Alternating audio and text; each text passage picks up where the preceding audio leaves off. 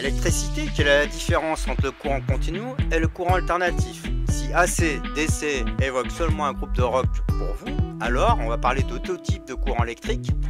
Le courant alternatif noté en abrégé CA en français ou AC en anglais, et le courant continu noté en abrégé CC en français et DC en anglais. Ce sont des termes qu'on entend souvent, mais quelle est vraiment la différence entre les deux? Nous allons voir ça ensemble. Qu'est-ce que le courant continu?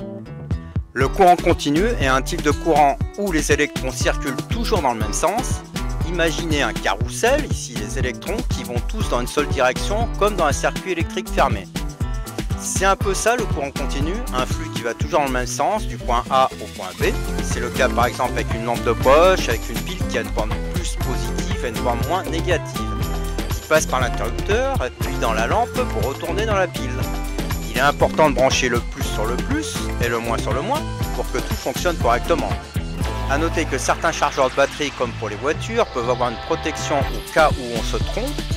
Ce n'est pas toujours le cas, il faut quand même faire attention pour ne pas endommager certains appareils.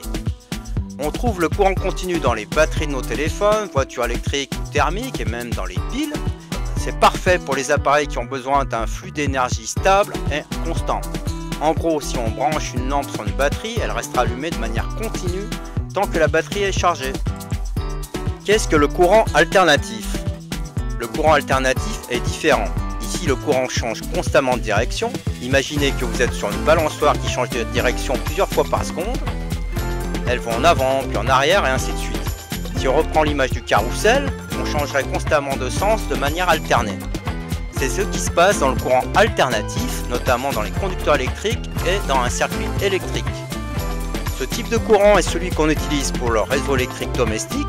En effet, le courant alternatif est plus facile à transporter sur de longues distances, donc c'est lui qui sort par nos prises électriques.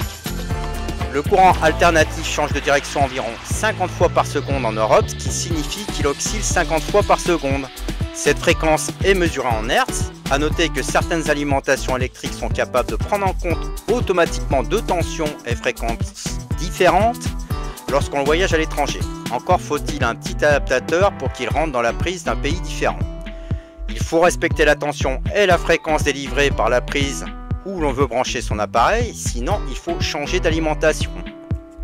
On peut visualiser la forme du signal qui est représenté par les changements de la valeur de la tension à l'aide d'un appareil de mesure qu'on appelle un oscilloscope.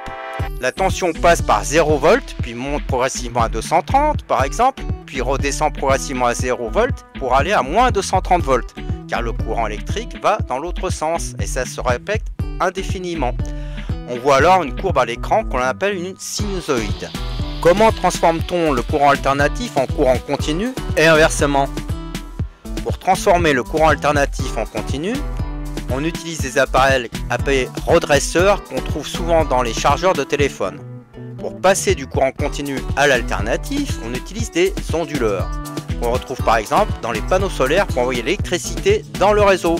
En conclusion, pour résumer, le courant continu est un courant qui va toujours dans le même sens, parfait pour les batteries et les appareils électroniques, tandis que le courant alternatif change constamment de direction et il est idéal pour transporter l'électricité sur de longues distances. Voilà, vous connaissez la différence entre le courant continu et le courant alternatif et vous connaissez un autre sens à AC/DC. Merci d'avoir suivi cette vidéo. Si vous avez aimé, n'hésitez pas à liker et à vous abonner pour en savoir plus sur les technologies qui façonnent notre avenir.